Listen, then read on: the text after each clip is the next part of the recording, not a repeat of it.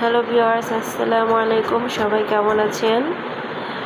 আমার শরীরটা 3 দিন ধরে ভালো নেই, তারপর বলকটা বানিয়ে এলাম। এই তো কিছু বাজার নিয়ে আসছে আমার হাজব্যান্ড, এই ব্রয়লার মুরগি, সাথে কিছু রুই মাছ, বাচ্চার জন্য কিছু কোয়েল পাখির ডিম আর শাকসবজি, কিছু প্রয়োজনীয় জিনিস।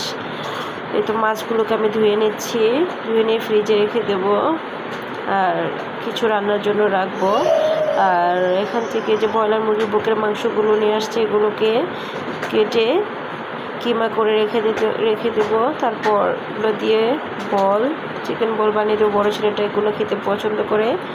আর আমি সবজিগুলো কেটে এখানে রান্নাটা বসিয়ে দিয়েছি।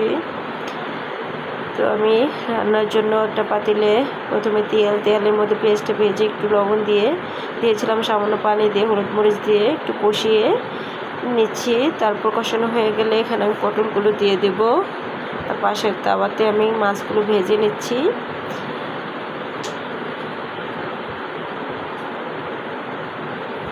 পটলগুলো আমি দিয়ে এখন ভালোভাবে নেড়েচেড়ে মিশিয়ে নেব। দেওয়ার পর কিছুক্ষণ রেখে কষিয়ে নেব।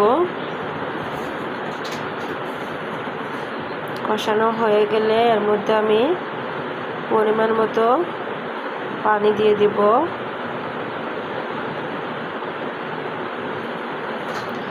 পানি দিলাম আর সাথে আমি বটবটিগুলো ভেজে নিচ্ছি।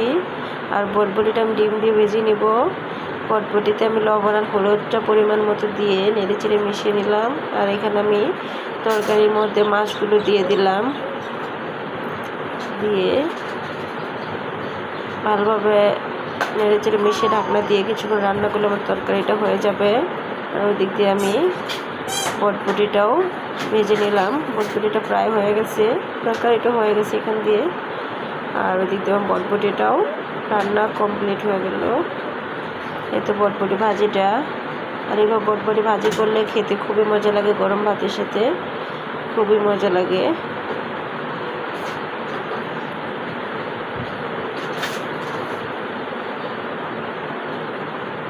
আমার আজকের ব্লগটা এই পর্যন্তই।